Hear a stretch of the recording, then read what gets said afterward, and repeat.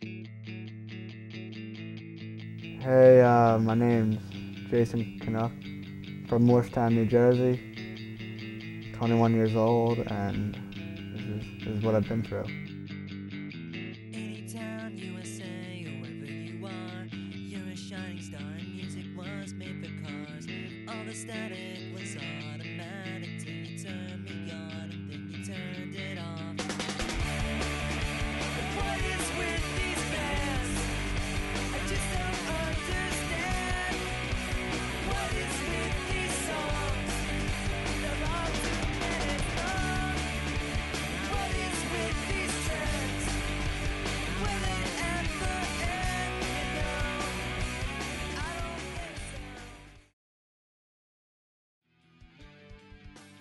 so. 8 years ago, this past June, me and my mom were in a really bad car accident on the way to the beach, you see. We were coming back to the beach from a hockey game. We were in deadlock traffic in this lane right here. A lady was falling asleep, was veering into our lane. Woke up right before she hit the people, swerved towards the trees, and then swerved back and teed me and my mom into a field going like 50 or 60 miles an hour. When we were both helicoptered to the hospital, both pronounced dead. My mom died a few hours later, but they kept me on life support for longer because my brain was younger and could heal faster. But they told my dad that there was little to no chance I'd survive, and basically to start planning my funeral. It makes me sad that I don't remember my mom, but I don't ever remember having a mom.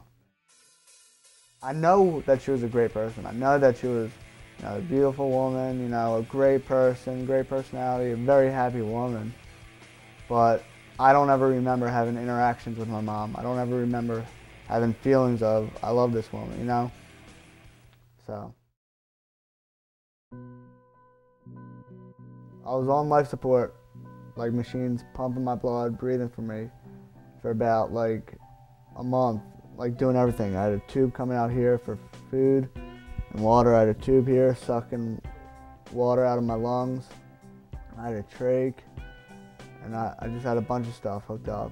I couldn't move my left side because I was hit on the right side of my brain, and my left side was paralyzed. Well, I can't remember any of my life before the accident. The first memories of my life are me being in a wheelchair, telling doctors, telling therapists, telling my dad, telling everyone, that I was going to play lacrosse again. I called my lacrosse coach, who immediately agreed to come over and start doing agilities with me in the driveway, start doing therapy with me in the driveway as I went to the hospital for therapy too.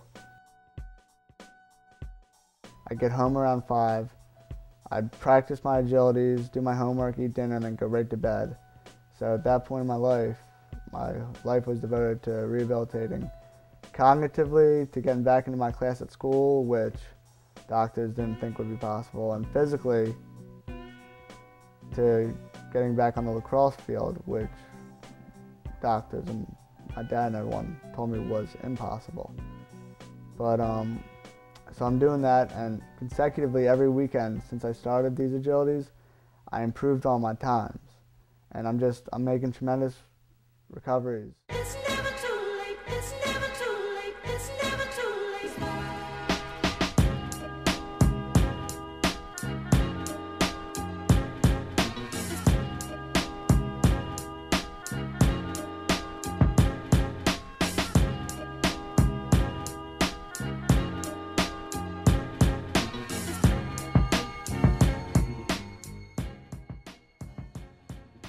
My lacrosse coach, he wouldn't let me give up because he was the one person that believed in me, the whole time. He treated me the same.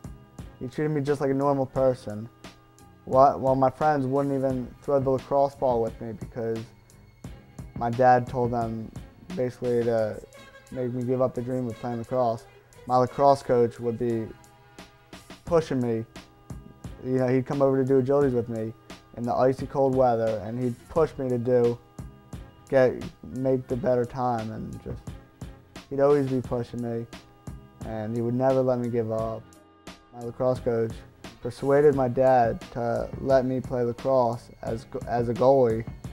I had to switch positions to goalie so that I would be protected by the crease from getting blindsided, because that's what they were afraid of, me getting, like if I got blindsided, I'd get a concussion. So I was protected by the crease. So after we persuaded my dad, we went to the doctors and my dad got them to clear me to play goalie that season. So before this, as a 5th grader, I played for the 6th grade team.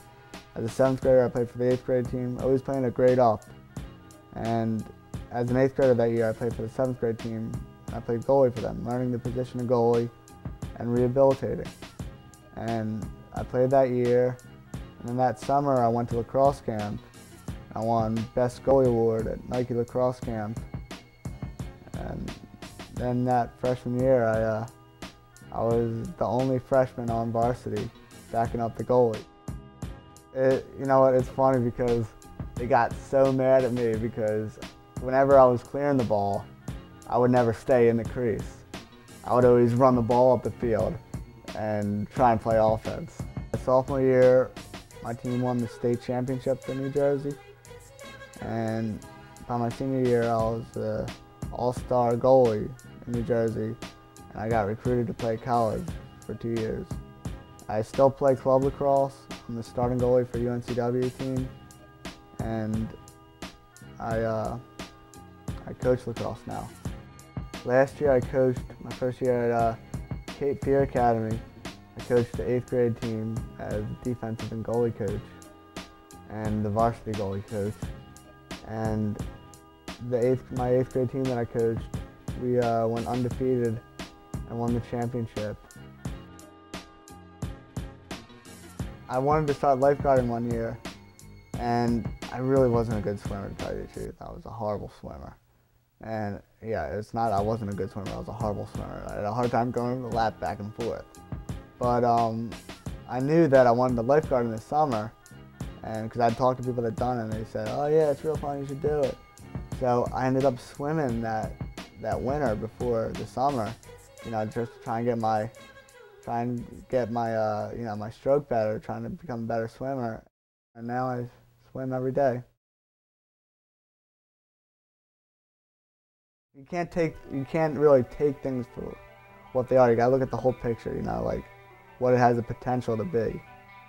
You can't everything can't be black and white. There has to be a gray area. Room for improvement. You gotta realize that no matter how bad you have it, someone always has it worse.